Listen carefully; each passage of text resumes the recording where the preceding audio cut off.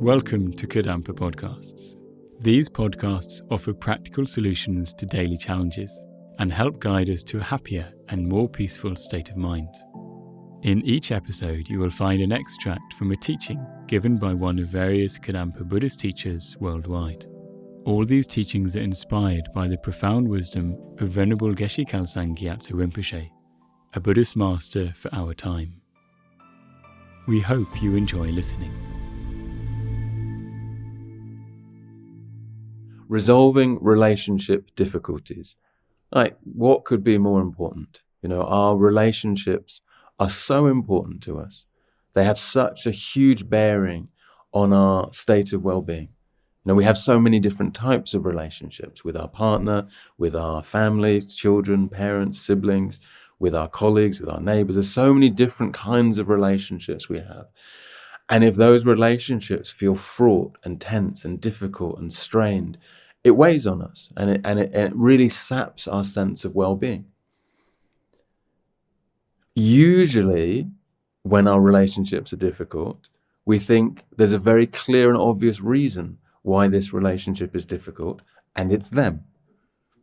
They are the problem. They are the problem. They are the reason why this relationship is difficult. And that might be true. I'm not completely discounting that. But in the Buddhist tradition, what we explore first is, what can I do? What can I do to make a difference in how I feel about this relationship and how this relationship is working? What can I do? There's a very famous saying from one of the great Indian Buddhist masters, Shantideva. He said, if you want to walk across a rough, stony ground without hurting your feet, you have two choices. You can try to cover the whole ground with leather, or you can simply cover your feet. One of those options is not practical, and the other one, we all wear shoes. He said, in exactly the same way, if we want to go through life, which is full of many challenging and difficult situations, without experiencing a lot of suffering and pain, we have two choices. We can try to change everyone and everything to suit us, or we can change our mind. And again, really, only one of those is practical. And the exciting thing that we discover is that by making some relatively simple changes to the way we think and relate to ourselves and others, we can radically increase our happiness. Like we can take a situation that seems really quite even hopeless. Like sometimes in a relationship, even in, whether it's a partner or a sibling or a parent, sometimes it can feel like it's veering to the hopeless. Like there's just no saving this. There's just no saving this. The only thing I can do is just walk away and never have contact, which breaks our heart. Especially if it's if it's a partner, you might think, depending how long it's been, you might think, well, actually, whatever, I'll find someone else.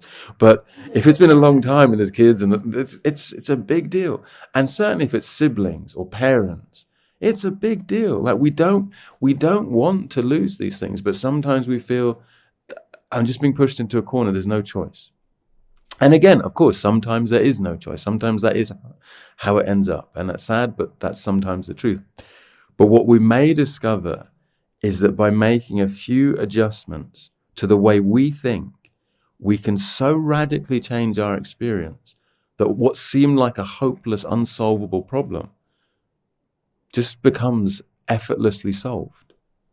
So I'm going to make some suggestions. I mean, they're not my suggestions, they're Buddhist suggestions, which is why they're going to work. I can tell you my ideas, but oh dear. Buddhist suggestions. And they're not difficult to get. Like what I'm going to say tonight is very easy to understand. It's not in the least bit complicated. It's not rocket science. It's very straightforward. I'm basically going to make 2 points. Mostly I'm going to make 2 points, and we'll try to meditate on those 2 points. They're very easy to understand, but practically we're quite likely to encounter some resistance. That our mind might feel, for example, they don't deserve for me to think like that about them. If I think like that about them, I'm letting them off the hook. We may encounter some resistance, which we will then have to internally just have a discussion with ourselves. Our mind is one of the things the Buddha said about our mind.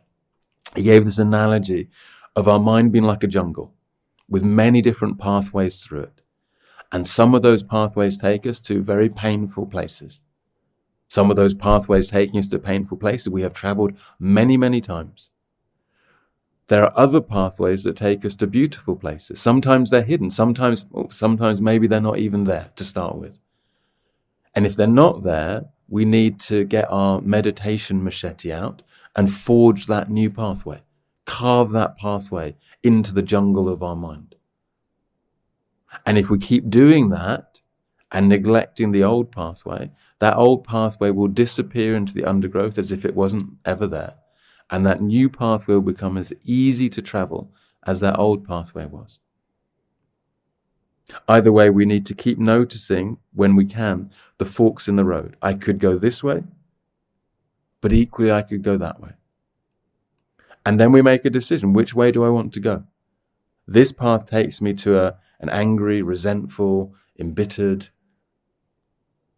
place. This path takes me to a place of warmth and open-heartedness and feeling close. And it's our choice. It's our choice. We might need to give quite a bit of encouragement to our mind to go down this way if it's used to going down that way. But basically, in the end, we have so much more freedom about how we think and feel than we tend to realize. We're capable of so much choice in the workings of our mind. Okay.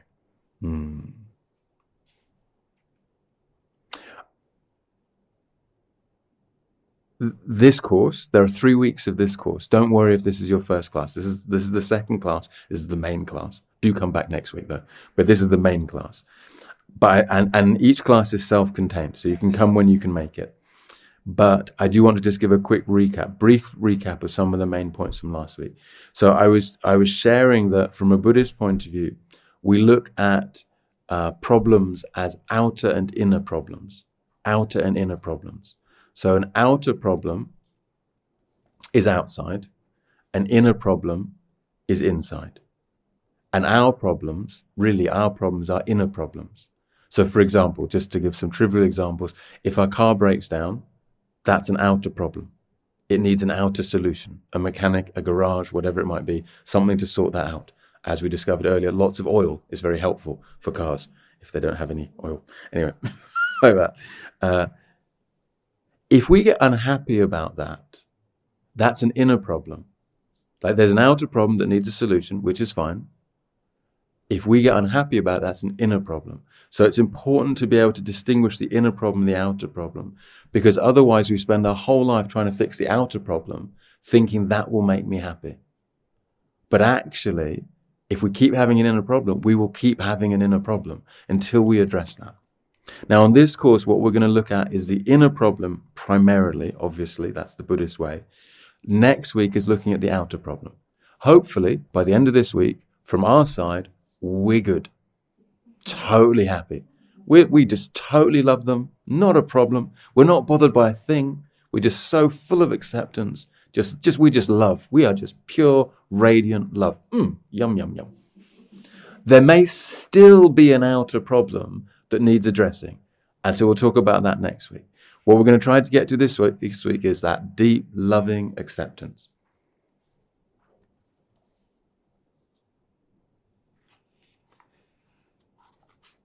I'm going to read a few passages. So from my teacher, Venerable Geshe Khalsa Gyatso Rinpoche's book, How to Solve Our Human Problems, and also his book, The New 8 Steps to Happiness.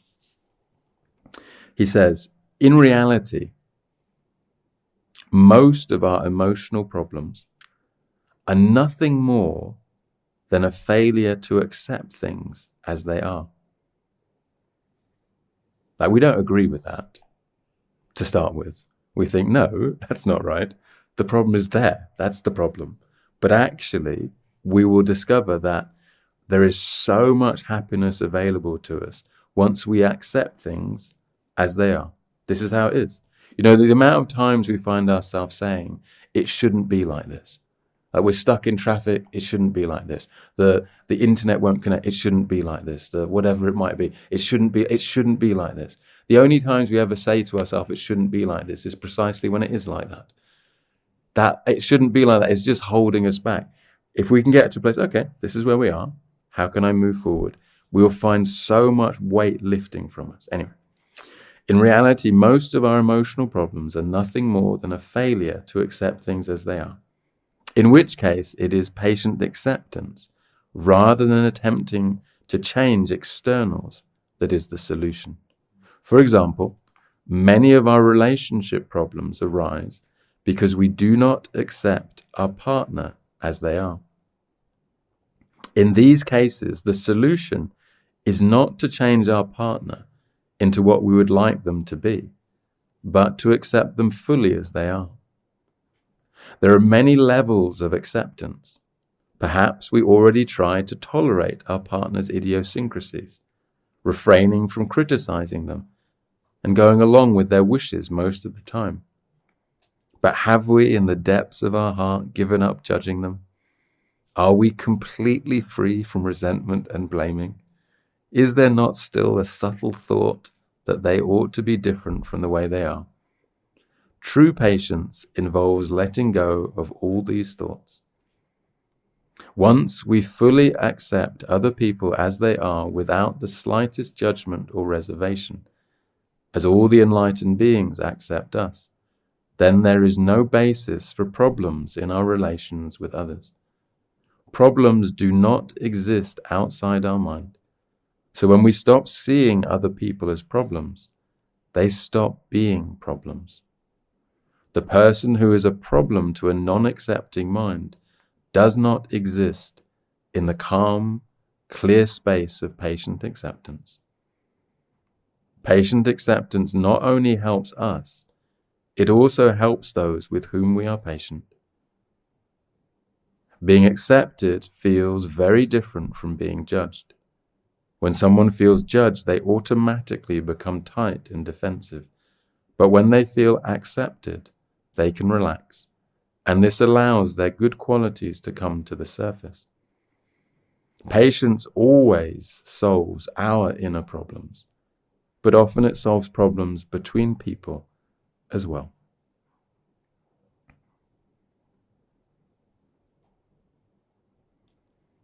So, we're going to try this evening to find a way of thinking that allows us to have a complete acceptance, no judgment, no resentment, a deep understanding.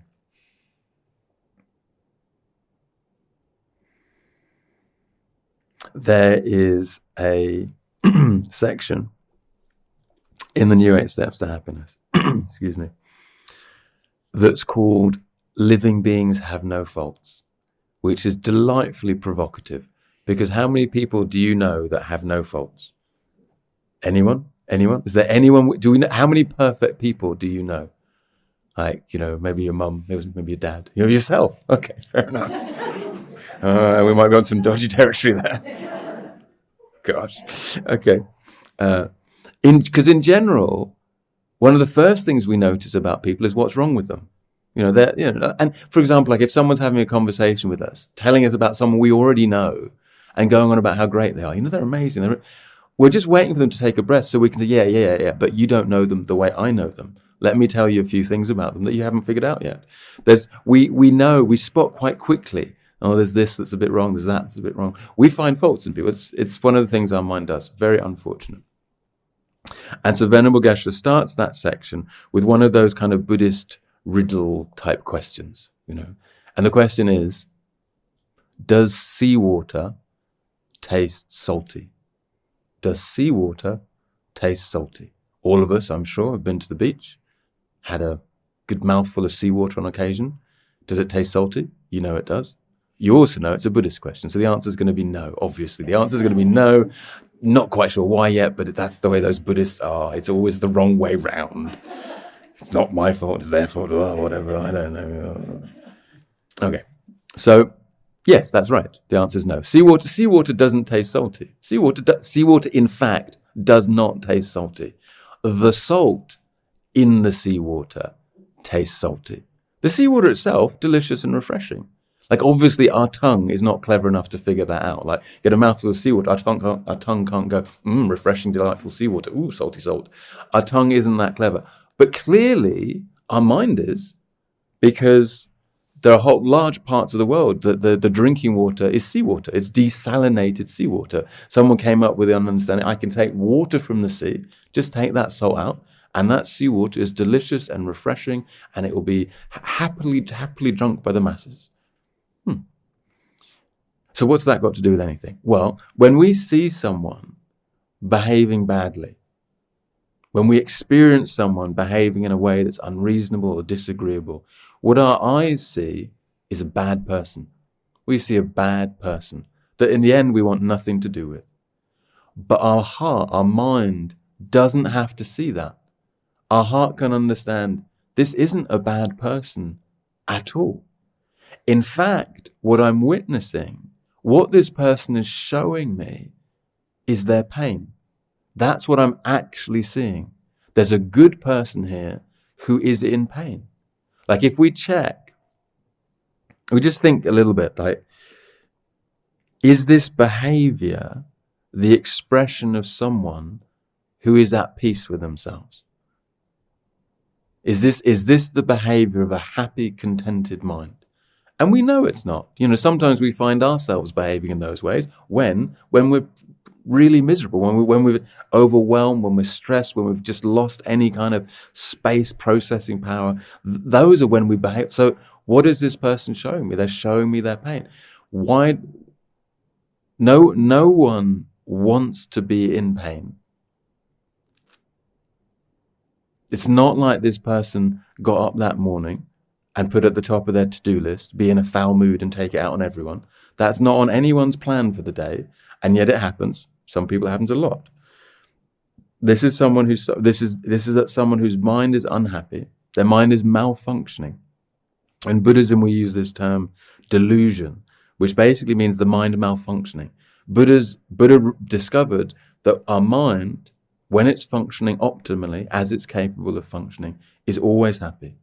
But unfortunately, there's a whole range of different things that can go wrong, different ways our mind can malfunction. And when it does, we become unhappy, and we tend to direct that unhappiness outwards. This person that just a moment ago I was seeing as a bad person, I want nothing to do with, even maybe we're developing some sort of punitive, revengeful sorts of thoughts. I'm going to give them a piece of my mind. I'm going to sort them out for what they're doing. If we start to go down this different pathway in our mind, we start to realize this is a person that's suffering. This is a person that's in pain. We might still think, yeah, but they should know better. They should know better. Yeah, well, if they knew better, they wouldn't be in the state they're in. Nobody wants to be in a suffering state. The very fact that they're directing that negativity outwards is a sign that they don't know where the real problem is or how to address it, the problem in their mind. It's a relatively simple switch in the mind. This behavior is an expression of pain. This person is suffering.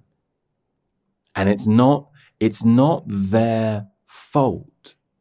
It's not their fault. They are not actually to blame. If you feel inspired by this podcast, then dive deeper into timeless wisdom of modern Kadampa Buddhism by following the link in the episode description. We look forward to reconnecting with you in the next episode of Kadampa Podcasts.